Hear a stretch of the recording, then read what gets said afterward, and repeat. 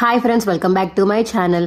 ఇక ఒక అమ్మాయిని అయితే సెట్ చేసి ఇక సూరజ్ని ఆ అమ్మాయిని రూమ్లో తాళం వేసి పార్యాతం అయితే ఇక ఇంట్లో వాళ్ళందరినీ పిలుస్తుంది. తలుపు తీసి చూసేసరికి ఇక లోపలైతే కార్తిక్, దీప, పారిజాతం మరియు ఇక తలుపు తీసేసరికి సూరజ్ వాళ్ళందరూ ఉంటారు. అదేంటిది, కార్తిక్ వాళ్ళు ఉన్నారు, ఆ అమ్మాయిని తనని లాక్ చేద్దాం అనుకుంటే లోపల వీళ్ళు కూడా ఉన్నారేంటి అని ఇక పార్యాతం ఒక్కసారిగా షాక్ అయిపోతుంది. ఏంటి పార్యాతం, ఏవేవో చెప్పి ఇక్కడ దాకా తీసుకొచ్చావు, ఏంటి ఇంతమంది ఉన్నారు లోపల అని ఇక శివనారాయణ అంటుంటే, అది కదండి, ఇందాక నేను తాళం వేసేటప్పుడు ఈ అమ్మాయి సూరజ్ మాత్రమే ఉన్నారు, తప్పుడుగా కనిపించారు నాకు, అందుకని తలుపు తాళం వేసి మీ దగ్గరికి పరిగెత్తుకుంటూ వచ్చాను చెప్దామని, కానీ వచ్చి ఓపెన్ చేసేసరికి ఇలా చేస్తున్నారు ఏంటి అని అనుకున్నానండి అని పార్యాతం అంటుంటే, అయ్యయ్యో రామా, లోపల మేము కూడా ఉన్నాం కదా పారు, నీకు మేము కనిపించలేదా, తాళం వేసుకుని తురుమని వెళ్ళిపోయావు, అయినా అలా తాళం వేసుకుని వెళ్ళిపోతారేంటి చెప్పు అని కార్తీక్ చెప్పడంతో, అమ్మ తప్పుగా అనుకోకమ్మ క్షమించు అనిక వేరే అమ్మాయికి శివనారాయణ చెప్పడంతో అలా పర్లేదండి అని అక్కడి నుంచి వెళ్ళిపోతుంది పార్యాతం పురమాయించిన అమ్మాయి అయితే.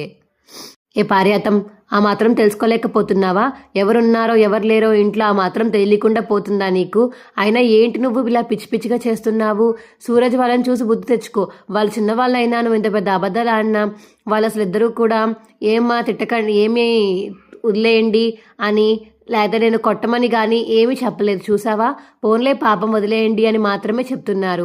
ఆ వయసుకి వాళ్ళకి చాలా అనుభవం వచ్చింది, అసలు నువ్వు ఆ వయసులో ఉన్నట్టు ఇప్పుడు మాట్లాడాలి, కానీ వాళ్ళ మాటలు నువ్వు మాట్లాడలేదు, వాళ్ళ మాటలను చక్కడగా నీ మాటలు మాట్లాడాల్సిన మాటలు వాళ్ళు మాట్లాడుతున్నారు, నీకన్నా ఎక్కువ లోకజ్ఞానం బుద్ధి వాళ్ళకే ఉంది, చిచి నిన్ను చూస్తుంటే చిరాకు వస్తుందని ఇక శివనారాయణ చెప్పడంతో అందరు లోపలికి వెళ్ళిపోతారు.